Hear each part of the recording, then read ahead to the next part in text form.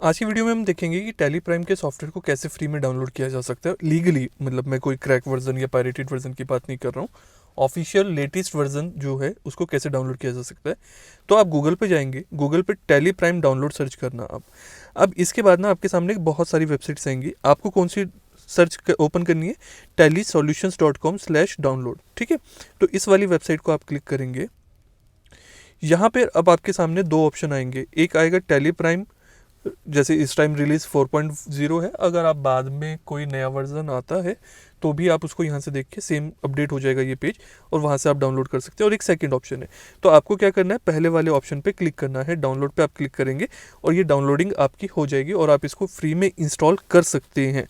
इसके लिए आपको कोई भी प्राइस पे नहीं करना है और इसको एजुकेशनल वर्जन में रन कर सकते हैं।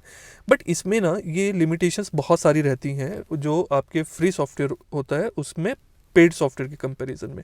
अगर मैं इसमें ऊपर मेन्यू पे क्लिक करता हूँ और यहाँ पे प्राइसिंग पे चेक करता हूँ, प्राइसिंग पे क्लिक करता हूँ, तो प्राइसिंग पे क्लिक करने के बाद ना हमारे पास बहुत सारे यहाँ पे ऑप्शंस आते हैं, जिसमें प्राइसिंग जो है 600 रुपीज़ की भी है, 18,000 की भी है और 54,000 की भी है, जो अगर आप इनका फुल फ्लेज सॉफ्टवेयर परचेज करते हो।